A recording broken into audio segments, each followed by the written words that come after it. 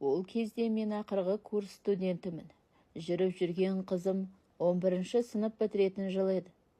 Қалада оқуда жүргенде ажар жынданып кетіпті деген суық хабарды ести сала, сол күні кешкілік ауылға аттанып кеттім. Бір жағынан сенбедім. Аяқ асты сап-сау қызға не болып қалуы мүмкін. Сол күні мен ауылға түнделетіп келдім. Ертесі сүйген қызым Ажарды көруге асықтым. Ажар өте сұлу, ата-анасының жалғыз ерке қыздар еді. Мен Ажардың үйіне келгенде анасы мені көріп жылап жіберді. Ақмарал тәте, Ажар қайда? Оған не болды? Деп мән жайды сұрадым.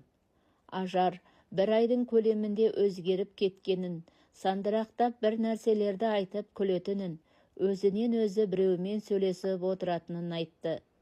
Түннің кезінде далаға жалаң аяқ шығып кетіп, қоқыстардың жанында немесе сынған ескі үйлерде жүретінін баяндады. Мен Ажардың анасынан рұқсат сұрап Ажардың бөлмесіне кірдім. Бөлмеге кірсем, Ажар екі қолымен тізесін құшақтап, қабырғаға қарап теңселіп отыр екен. Ажар, деп жаймен есімін атап едім. Ол солғын үңірейген көзімен маған шошына қарап, кет, неге келдің? Қазір күйеуім келеді, кет, деп мені қуа бастады. Әп-әдемі сұлу жүзі солып, өңі қашып бозарып кетіпті. Ажар, бұл мен ғой, Сұңғат, деп едім.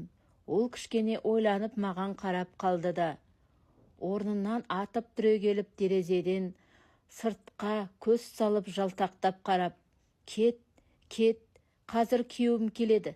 Қазір екеуімізді көрсе, ол мені оңдырмайды, деп екі бетін алақанымен басып, еңкілдеп жылай жөнелді. Жүзінде бір қатты үрейдің нышаны бар. Мен не оны жұбатарымды, не кетіп қаларымды білмей, аңтарылып тұрып қалдым. Шынымен, сүйген қызымның есінен алжысқанына көзім жетті. Бірақ жүрегім сыздап, сүйген қызымды қимадым. Оның қазіргі бұл жағдайы менің жаныма қатты батты. Жылаған қызының даусын естіген Ажардың анасы мені бөлмеден шығуымды өтінді.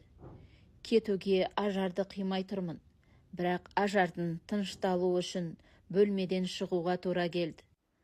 Ертесі қалаға оқуыма қайта аттануым керек болды. Ата-анасы Ажарды ауруханаға жатқызды.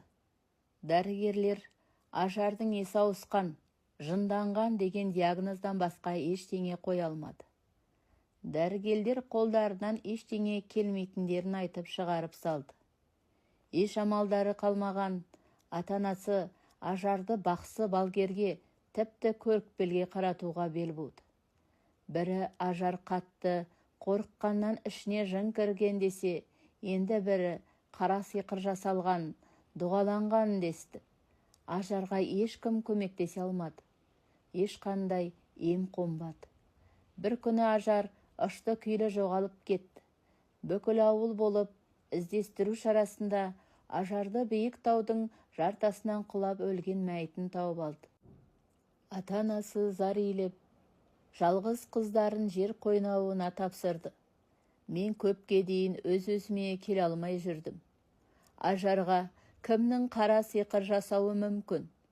Қаршадай қыз кімнің жолын қиып кетті? Ол жағы беймәлім жұмбақ болып қала берді.